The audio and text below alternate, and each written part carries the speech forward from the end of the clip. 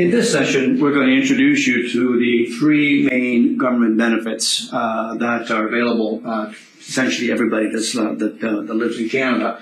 The first one, government benefits, which all of you would be familiar with, is employment insurance, or commonly known as EI. Some of you may not be aware of this, but when we talk about EI, in actual fact, there are three pieces to the EI. There's the disability piece, which is what we'll talk about today, but there's also the unemployment insurance piece, and there's also the maternity piece. We're not going to talk about maternity, and we're not going to talk about the unemployment side of it. We're strictly going to talk about the disability component. So while you, as an employee, pay whatever it is that you're paying, in actual fact, you're covered for all three, basically. But for our purposes today, all we're going to be really talking about is the disability portion. So let's say you do become disabled, unable to perform any of your regular duties, and so on and so forth. The first thing to draw your attention to is that the waiting period is 14 days.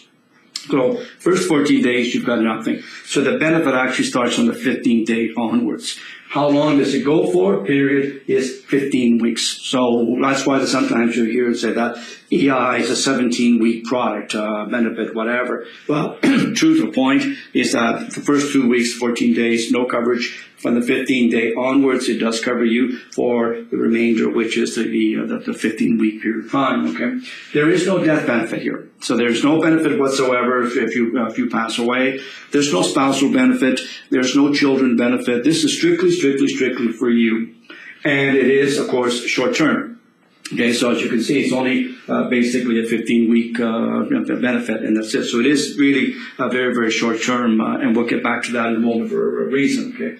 In order for you to qualify for EI, in most cases, you have to have around 600 hours of actual work time over a rolling 12-month period of time. So like I said, it's not like unemployment insurance, because that changes, of course, province by province. So pretty well on the disability side of it, because it is a federal product, so it's a federal mandate, you might say, is that you have to have worked for at least 600 hours over a rolling 12-month period of time in order to qualify for all this. The benefit that you get will be taxable, because remember that the premium that you paid was deductible. And so therefore the benefit at the other end, it is going to be a taxable benefit. And what the benefit is 55% of your gross weekly income, okay, to a maximum of. And I draw your attention to my little squiggle here, said basically saying, what is that maximum? That changes, okay, every year. So for example, in the year 2016, I believe it's around $553 or something, That's not the important thing. The important thing is that you are covered for 55% of your gross weekly income to a maximum of. Now, why is that maximum there?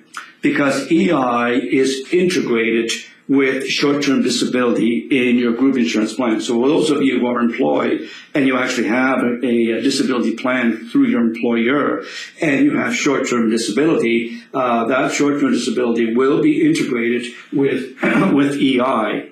So, for example, if you're getting $700 a week from your employment, that's short-term disability, and this one would only say, let's say you pay $500 a week, then EI is the second payor. In other words, you get nothing, okay, because you're already getting well over that 55%. You're getting $700 a week. You're only supposed to get, let's say, $553 a week. So therefore, already you're making more from your short-term disability. So EI will, in fact, pay you absolutely nothing, okay?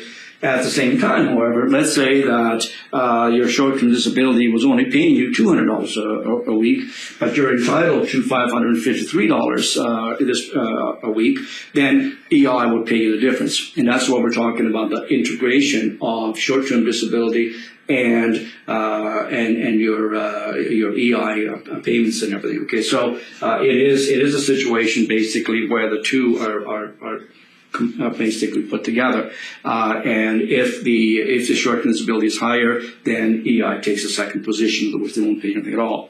If the short-term disability is less than what you would be entitled to under the Act and everything, Employment Insurance Act, then they will pay you that particular difference. Which brings to a very important point that you may find that how can an employer basically opt out of EI if in fact you're not going to get any kind of you're not going to get EI because the short-term disability is very, very good. then why should you be paying these premiums?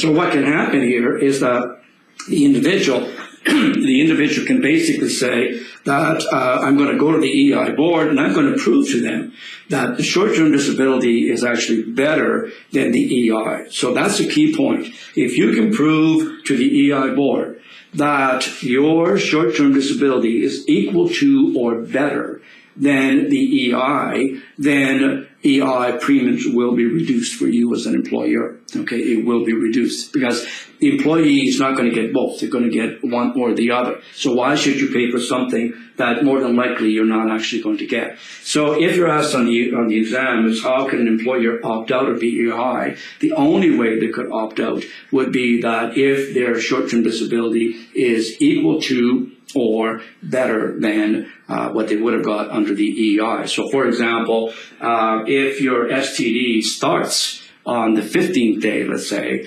but EI says 14 days, then obviously it's not equal to or better. Okay, so the EI board will say, no, you're not going to get, we're not going to be able to opt out. So it has to be equal to or better. And if they do that, then you can opt out of EI premium, just the disability portion, not the entire portion, just the disability portion. So there is that integration. There is that opportunity to reduce your EI payments, provided that your STD, your short-term disability is equal to or better than what you would get from EI. In a moment, of course, we will be talking about the next plan, which is, of course, the Canada Pension Plan.